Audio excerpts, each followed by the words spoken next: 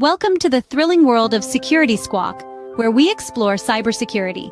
Guiding you through online threats, we'll aid you in understanding safety protocols and trends. Meet our gurus, Bryan from Exact IT, Reginald from Arc Solvers, and Randy from Tech Rescue. Together, we'll delve into current events and hot cybersecurity topics, helping you comprehend their impact. Stay informed, stay secure. Security Squawk, the business of cybersecurity. Buckle up, let's dive in. Oh, baby, there you go. Now you got it up there. Welcome, everyone, to the Security Squawk Podcast. I'm your co-host, Bryan, here with Randy. How are you, sir? Pretty good. How's it going? It's going pretty well. It's going pretty well this morning, so cannot complain. So let me just jump over real quick to my show notes that I can't seem to find. While you're doing that, let me go ahead and explain the cost of the show. Obviously, we don't charge for that, but we do have a Buy Me a Coffee link up above if you wanted to make a donation to the show. We like to present this stuff free, but free doesn't mean cheap. It's more like free beer as opposed to something that's free and cheap. And the best thing you can do is like, share, and subscribe.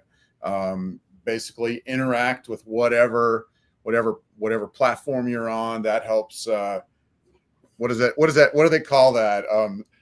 Makes the algorithm happy. Helps us show up. So algorithm.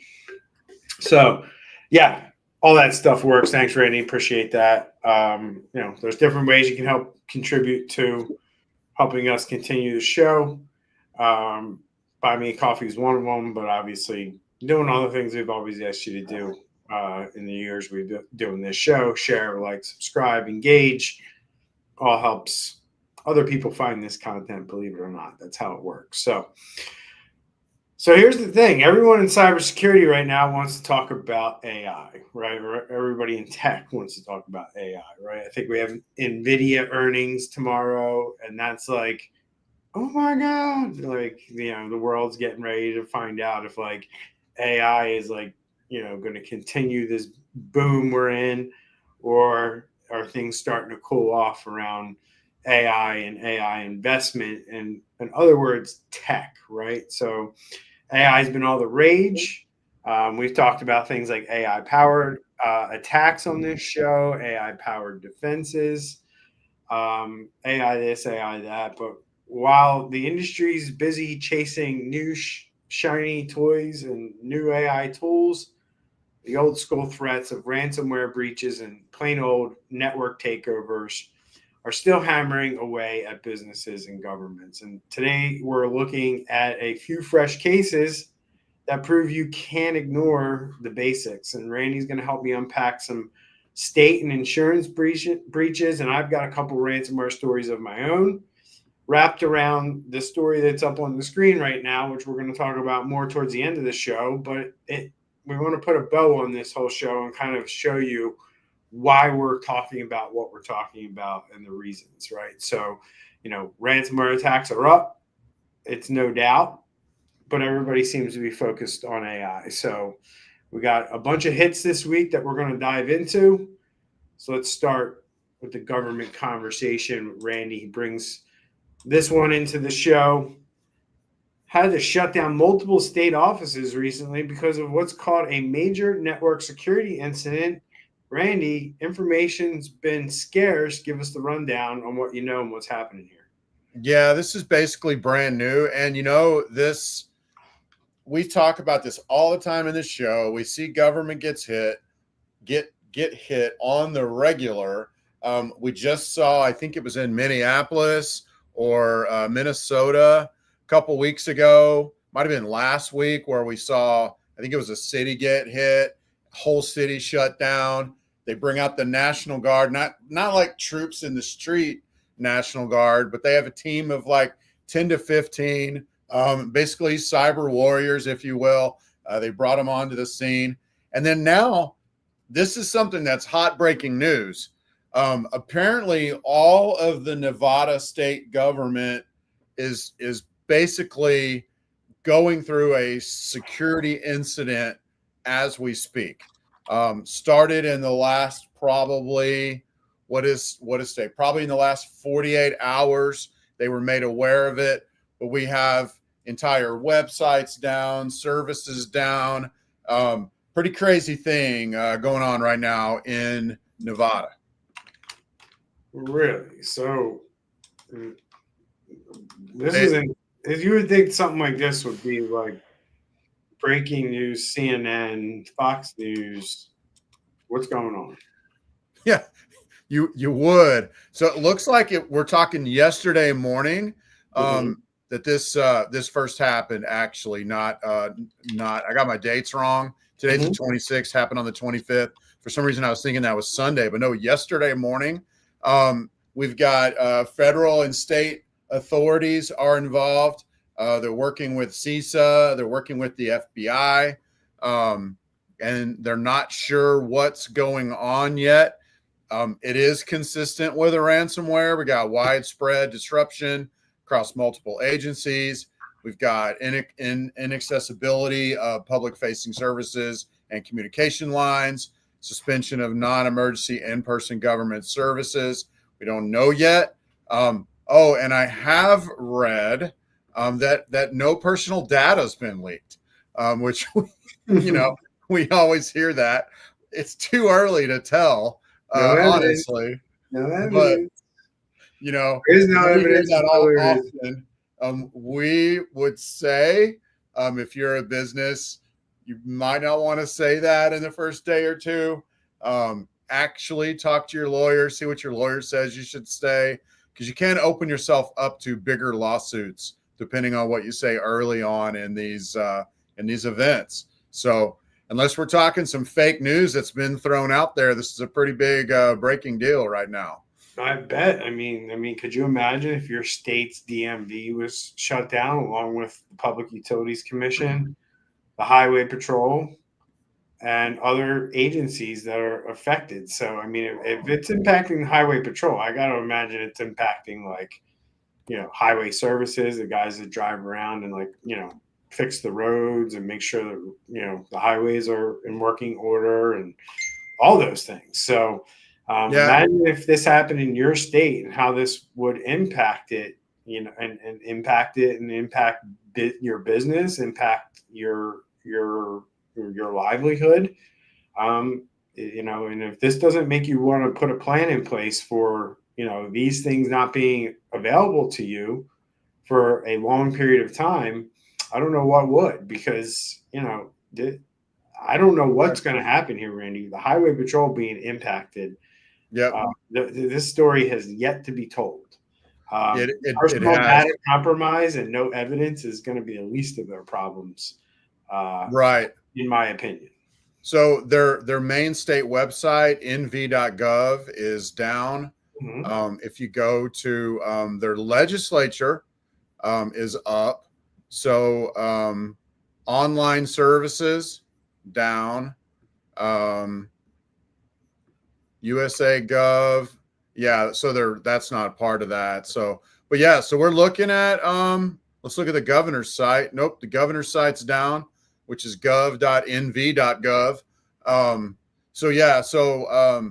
Looks like it's more than just fake news, man. You're right. This gonna have pretty big implications. I'm thinking right off the bat, like, what if I'm a cash business, maybe like selling cars, where I buy them at an auction. I go to the DMV with my basically folder or my county tax office, which may or may not be plugged into the state system, to get my, my tags and things like that I need for these 20 cars I just bought. I washed them. I got to sell them on my lot. Like, things like that are going to be disrupted.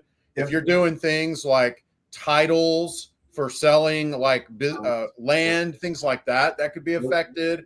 Like, there's a lot here that could be affected, especially if you're a business, moving fast, cash-based business that requires on government permits or things like that. New homes, new commercial buildings, all need permits. They need to have inspections. All that stuff is going to be down. Guys are not going to be able to inspect electrical work, plumbing, because that's all run through these systems that are now currently down. So It's going to impact a lot of different industries, as we mentioned, and these are things that your businesses should have in their incident response plan. Like if your business needs to have the government involved in you delivering your service or getting your product out to market, you should have a backup plan if the government's not going to be there to help you. I don't even know if there really is a backup plan, because if you need to get a permit or a license or a title, I don't know how you make that happen. It's not like you can go to another state or another county or somewhere else to get it done, right? So it just really puts the brakes on a lot of things. And you got to think about these things, right? Yeah, so they're not able to get the word out through their website, but I'm looking on some of the like local reporting and things like that. Looks like the offices of the state are going to be closed today. This one said, as network recovery operations continue, they might be up tomorrow. This might be another, what was that city that tried to bring it up and got taken down again? And like some local guy researched and said, y'all are doing all kinds of stuff wrong. And they tried to sue him. Hopefully it's not going to be something like that in Nevada. Hopefully not. I mean, we hate when things happen like that, but they end up hiring that guy, and that debacle is kind of still ongoing in the city of Columbus. So really, really interesting stuff here. So, FBI and CISA, the feds, as they call them, and Nevada state officials are working through this issue, trying to get things back up and running as quickly as possible. And we'll let you know. I mean, we'll see where this goes, but we're in the beginning stages of this, and we will learn more for sure. I mean, this is the beginning of this story, not the end. Yep. So, and then moving right along, Randy, is this follow-on story, which this has been happening for a little bit, right? And this one hits a little bit closer to home for regular consumers, because this is Farmers Insurance. Farmers Insurance is one of the nation's largest insurance providers. So what's happening here with Farmers Insurance? Let everybody kind of know what's happening. I mean, so you and I and Andre, we've talked about this many times. I feel like in the last 2 months, it's been a regular conversation. Insurance agency, big one, makes the news because they've been breached. You dig a little deeper, and it's been Salesforce. And often it's just been their company admin, username and login for Salesforce was basically breached on the internet, and the bad guys just got a hold of it and just boom, boom, boom, went and logged in, nothing fancy or anything like that. This seems to be another case of that, where the bad guys got into Salesforce. So Salesforce is a program that's used by tons of companies for, CRM, helps you sell, basically. You can have like your own like on-prem version or your own server version. It's been around a long time, and it's appearing that they're not forcing customers to use multi-factor is probably what's going on. But short story long, it seems in this case, credentials got leaked. They were able to get into Salesforce, and they pull the data of 1 million people. It's all the usual stuff. And just think now what the bad guys could do with AI, this information, knowing that they came from farmers. Man, you're going to be getting all kinds of bills and, hey, did you want to add this or click here to get that? Who knows what? But this is that's basically what seems to be going on, and it seems to be the common thread through a lot of these big insurance companies getting breached is that there's a Salesforce thing behind it. So, fact of the matter is, you need to lock up your Salesforce, turn on MFA, use a long password, check your passwords. Like, your password tool ought to be checking the internet to make sure your password's not a known breached password. But even if it has not been detected as that, it ought to be long. It ought to be unique. A lot of stuff here, man. Yeah, 100%. I mean, it's again, it's the theme of the show today was what we're trying to kind of get across to everybody is, look, AI is cool. You know, we're all about AI on this show. We've embraced it. We believe it's going to have a major impact on the future, but we still have to do the basics that we've always had to do with cybersecurity and, you know, password hygiene, as Randy mentioned. Getting this stuff right is going to be critical if you really want to move into AI, because if you're getting breached with stuff like this, it's going to make it really hard for your company to move forward when you're going to be dealing with all the things we talk about, class action lawsuits, just having to deal with the breach in itself. That's going to slow your business down. And downtime, you know, I'm probably going to be one of the first people to kind of say this, Randy, but downtime in the time of AI is going to matter way more than it matters right now. Mm-hmm. Think about it. If you can't run and you can get 20, 40, 50 times the production with AI, and you can't run these systems, imagine what that's going to do to a business and how every hour, every day, every week that you're down is going to be such an advantage for your competitors in the future. Mm-hmm. Right? So Mm-hmm. downtime now is like the cost of human productivity. Mm-hmm. Eventually, it's going to be the cost of AI productivity. It will be. It will be. I do have some updated information. Just looking for some information on these different attacks that we've seen that have involved Salesforce. A lot of them, it looks like the group Shiny Hunters extortion group has been behind it, and they've been calling up employees. So they target them, probably find out information about them, call up, and then try to trick them into using OAuth access, which they basically log in and then give permanent access to an app to Salesforce. So it is a little more sophisticated than just getting the credentials off of the dark web or whatever. So actually calling employees and pretending to be your IT staff. So that's something else we got to be on the alert for, especially in the age of AI.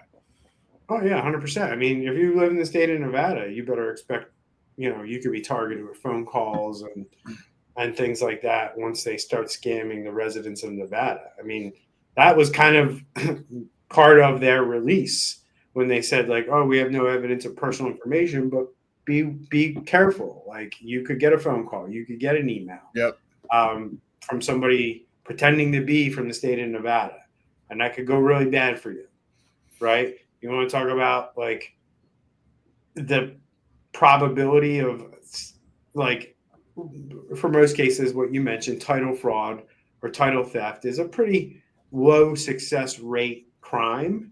But this is one of those cases where that low success rate crime could actually increase because of something like this. Mm-hmm. Right? So very, very interesting. We'll see where this goes.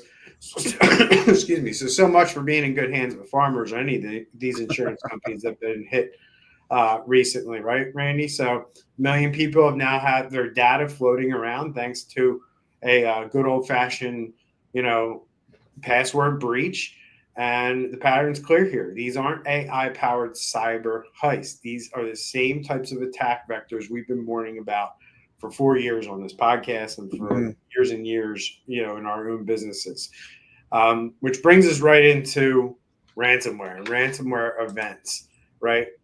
Nevada is probably a ransomware event, but we don't know yet, so we're not really putting it in that category, right? But check out this company, Data.io, and I know this type of stuff really makes the hair on the back of your neck stand up, Randy, when you start to see semiconductor companies dealing with ransomware, right? Yeah. Because you understand the downstream impacts that this could have if they're able to do anything with this stuff, right? It could be just, a low-level sinister attack where they're just looking for money and it's ransomware, which, isn't, I'm tongue-in-cheek when I say low level, but at the end of the day, Randy's probably sitting here going, man, if they can get something embedded in those chips, we're all as humanity, we're all screwed, right? So Data.io is a semiconductor programming company, and they had to shut down their systems completely after a ransomware attack, completely shut down their operations. So no operations, no revenue, no innovation until they figure out how to clean up this mess. And that's exactly what I was talking about. Like the innovation that's going to happen once AI really hits full throttle, the downtime is going to be so costly to businesses. And we're playing in this world where it's like, no big deal if we're down for a week or 2 weeks. But that's not going to be the case in the future. Down for an hour is going to be a problem in the world of AI. And then when quantum hits, you're going to be really screwed if you have downtime. Here's the kicker. Ransomware volumes are up nearly 3 times this year. And that's not an uptick. That's an explosion. So, Randy, any thoughts on what you're seeing here with Data.io and what's happening with this company? Or, do you see it the same way I do, where if not only the cost of dealing with the attack is significant, but if hackers are able to do something with this company's software, the implications of that?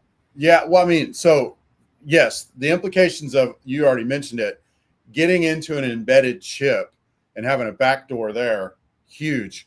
What disturbs me probably the most about this specific attack is just the lack of knowing, like, as of this article, so this may have changed in the last day or two, but as of this article, nobody had come forward and claimed responsibility. Nobody's like looking for money. I'm sure they will. But just the unknown part there, when you were talking about getting in an embedded chip, I'm wondering, are they just going to keep getting around in there? What are they going to do? The unknown parts of that are what caused me the most angst, when I'm reading through this article, because it's not identified. Yeah, this company's got to figure it out, just like a lot of companies do when they get punched in the face. They got to figure out what happened, how they got in, how deep they got. It's exactly what Nevada is going through right now, right? And this takes time, and nothing is going to change that, right? And again, if you're not prepared for this stuff, if you're not able to recover quickly, if you're not able to reduce that blast radius, God, we've been saying that term for 3-4 years now, right, Randy? Mm-hmm. Your business is gonna feel it in the advent of AI when this AI stuff takes off in less than a year. Like, you're gonna be behind, and companies can't. The point is, and what we're trying to stress today is, you can't forget about this stuff, and you're gonna feel it more in the future if you do. So start dealing with it now, right? These attackers, they don't need bleeding edge AI to win. They just need companies that don't patch or prepare. And if you think ransomware gangs are only targeting smaller companies, think again, because I'm going to roll into Nissan, right? And we've seen this before as well, Randy, where it's not necessarily Nissan, but Nissan does a lot of business with this company. Again, we saw this with Apple, with one of their design studios. And Nissan has now confirmed a breach at one of their design studios, courtesy of one of the most prolific ransomware groups to ever hit the scene, Qilin Ransomware Gang. And again, what an appropriate name, because that group is just killing it out there in terms of the money that they're bringing in and the companies that they're impacting. This is a car giant, not some mom and pop, car dealership or shop.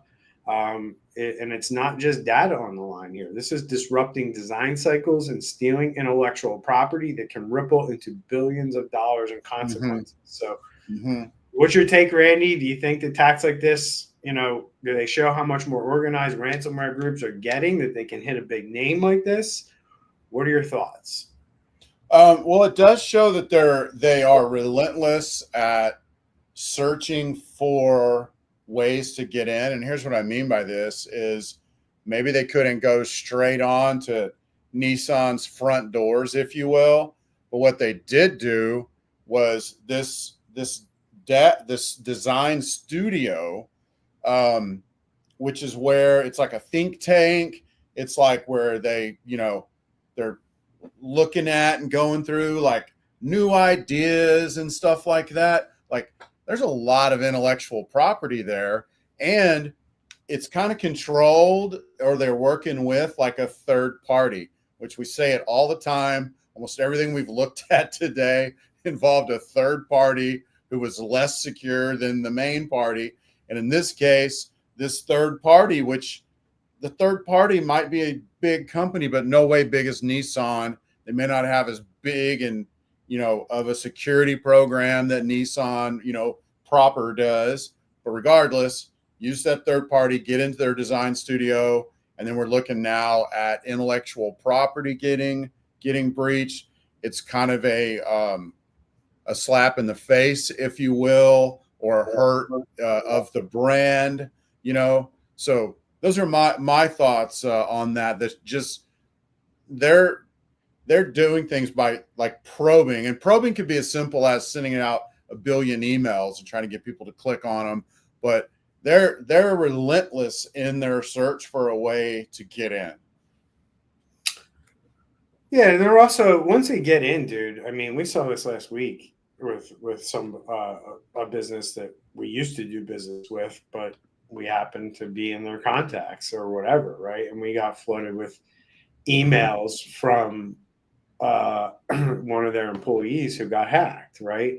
And the interesting thing is like they don't need to be in there that long. Like they have the playbook. So once we get access, things can happen very quickly because they have playbooks that they run through.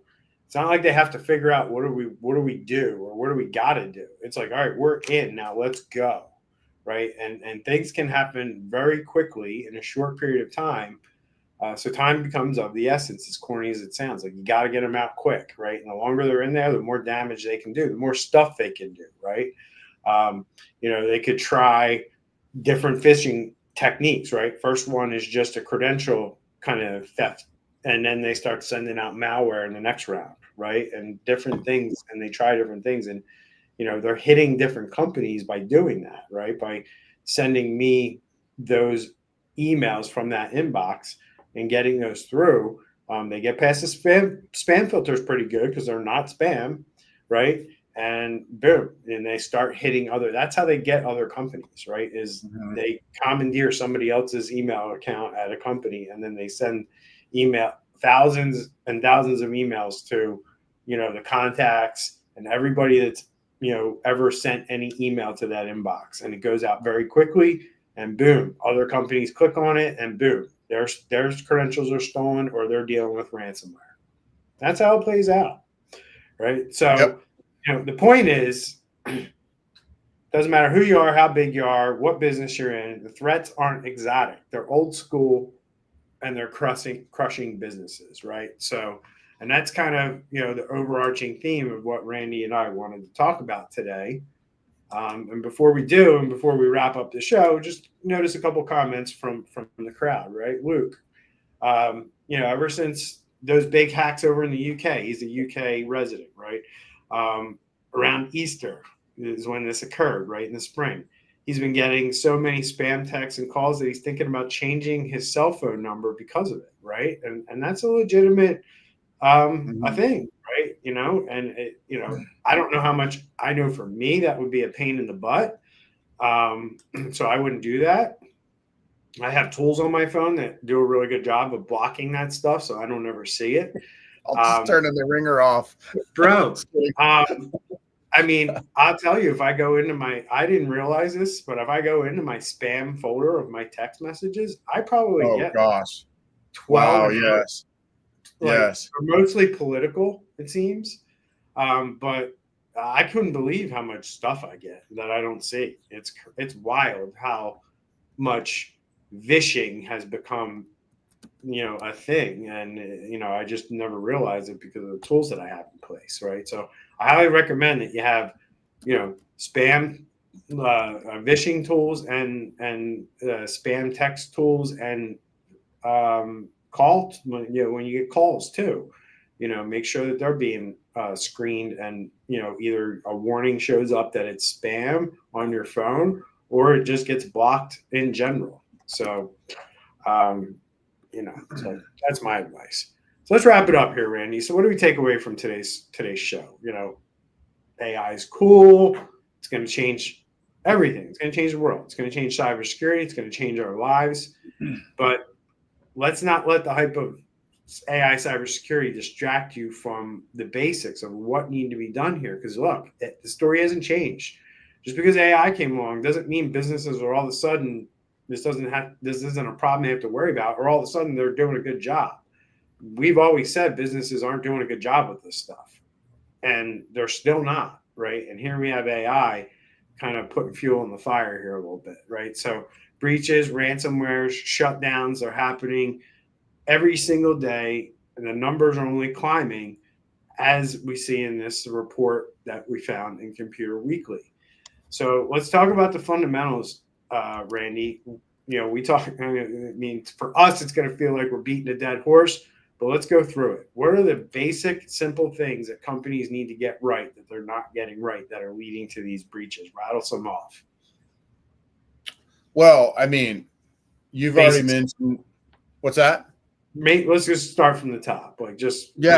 So you mentioned it earlier, but I always say strong passwords. We mentioned that. What else can we patching is the unsexiest of all the cybersecurity things, but patching, and a lot of IT companies, their patching backups is horrific, right? And it should be built in to step one. Always do patching. That's a huge one right there. And then I would say also training your people is still a big deal. Your people are still your weakest link.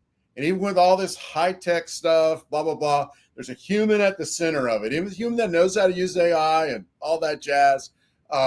There's a human at the middle of it. And as humans, we're susceptible to getting tricked. So training your people, having an ingestion of all the stuff going on everywhere, one that's being watched in case something bad goes down that they can catch it. What does that mean? Two, what does that mean? An ingestion? That sounds like so in nerd cybersecurity, we call it a SIEM, SIEM, monitored by a SOC, SOC. Right. So I like to break it down like this if I'm going to explain it to my mom. Like every device you have, every computer, iPad, light switch, everything logs what's happening to it, right? Whether it turns on, whether it turns off, whether somebody pressed the button, whether somebody logged into it, that all gets written down somewhere. Depending on your device, like a light switch, it's not going to store that for very long, maybe a day, two, right? So you need a way to get that information sent somewhere, ingestion, so you can retain that for a long period of time. So if something happens or you're trying to figure something out, you have that information, otherwise known as telemetry, to be able to figure things out. Simple way to put it, right? Yeah, we call it also we call it visibility, and just I make a joke, but I want to know if a bad guy in Scotland coughs in my general direction. And I know that's an overstatement. It's also a little tip of the hat back to Monty Python. But the reality, though, you want to have that visibility into everything. And more, it's already written into a lot of tools that people use every day. They just got to bring it in and take advantage of it. But yeah, we're kind of off in the weeds there a little bit. Yeah. And, thanks for explaining it, because you're right. You want to be able to explain it to your mom. You know what I mean?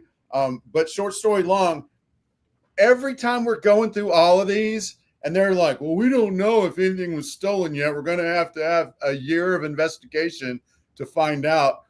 they ought to have a SOC team that can just pick up the phone or whatever and say, hey, we need to know fast what's gone out of our network. We didn't catch it for some reason. And then they can start doing the investigation onto all the logs that are just sitting there being ready to be read and give an answer. But we're not seeing that most of the time. No. So good real world example. And yeah, I mean, look, if you have this stuff, it makes it a lot easier. If you don't, then you're going to have to pay really expensive, smart guys to come in and piece it all together the best they can. Right. Yep. And try to tell the best story that they can. Right. So pick your poison. Right. You can pay. You could pay for a SOC for months and months, years and years, and never really need it because nothing really ever happens. And it could start to feel like a waste of money. I mean, you need it if you have compliance and stuff like that. And you really do need it at the end of the day. It's just whether you think you need it as a CEO. It's like, should we really be spending money on that? Like, right. And there's a lot of things that happen in business that, people start to question or, question why they're spending money on something or question the value that they're getting out of it. Look, if you're paying a SOC team to monitor these logs that are coming in 24/7 and nothing happens in your business, it can easily feel like a waste of money, right?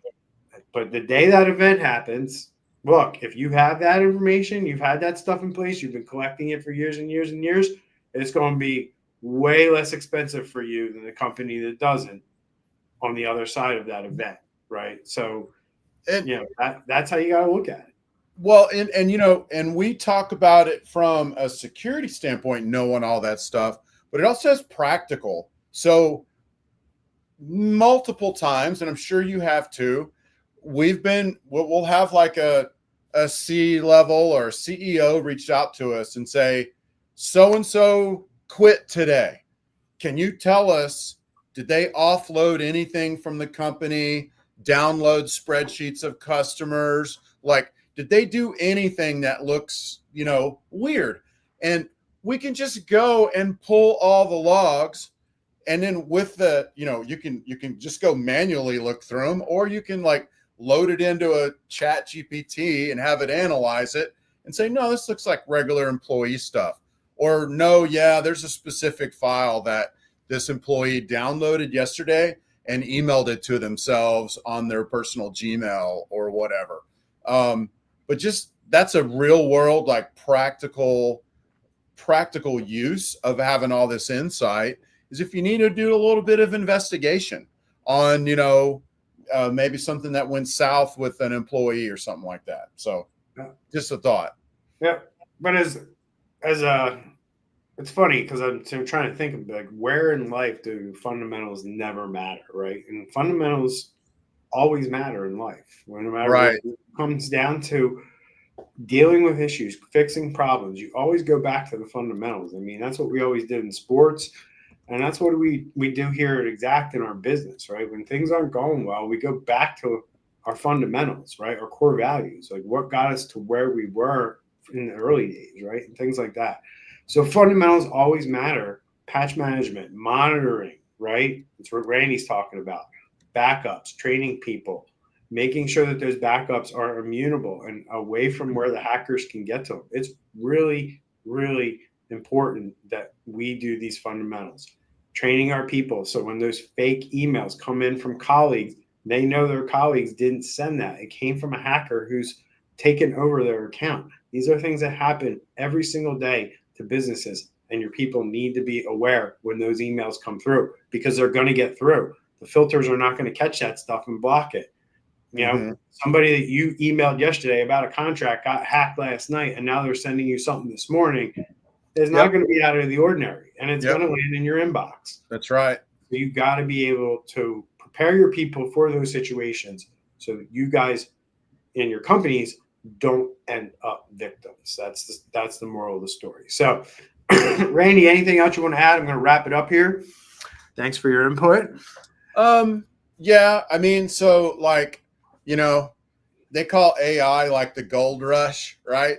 And even in the gold rush days, you probably had crime out the wazoo to deal with. And so like, we're not entering into like some kind of promised land where everything's going to be perfect.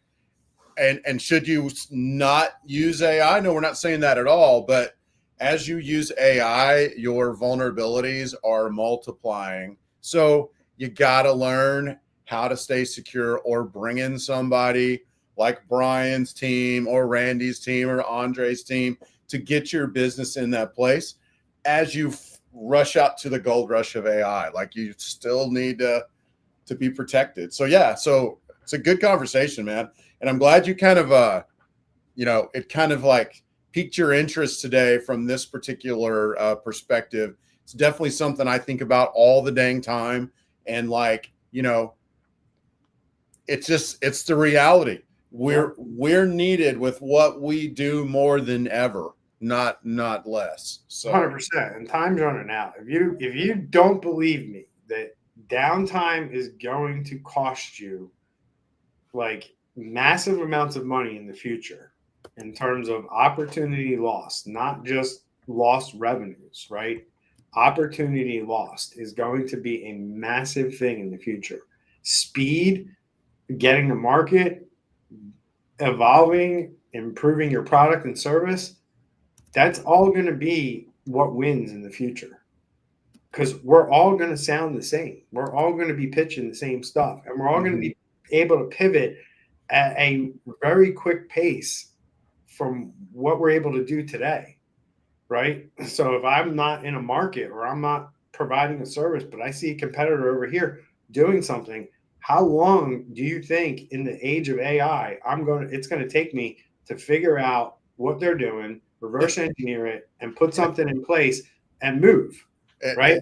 It won't take you long at all. Right. So like what I'm saying is maybe that would have taken me 3 months in real time in the past.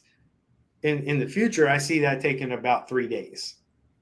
Yeah. We go from zero to, okay, we're selling something to the market. Yep. And my wife and I were just discussing yesterday, as she used our paid and segregated version of ChatGPT to come up with a marketing plan, the amazing detail that it had about something. And we started talking about probably somebody in like Minnesota used the free version of ChatGPT, which it then trained itself on and turned around and trained everybody else. And so your competitor right now might be using a free version of ChatGPT to do some big old thing, and then ChatGPT's learning, and then somebody like you or I comes along and asks it for some advice, and then boom, we get the plan as well. Very real world scenario right there. And it may not have the actual names, but it's got the gist. So anyway, we're kind of off on a tangent. Hello to Andre. I saw that he posted. He's in an undisclosed location right now. Yep. So appreciate everyone tuning in for this week's episode of the Security Squawk Podcast. If you get value from this episode, do us a favor, subscribe, share it with a colleague, leave us a review, a comment if you're hitting us up on LinkedIn or on YouTube. And hey, if you really want to support the show, as Randy mentioned at the top, you can buy us a coffee at buymeacoffee.com/Security Squawk, SQUAWK. Every cup helps us keep this going. So we'll be back next week. Same time, same channel. We'll see everyone. Stay safe out there.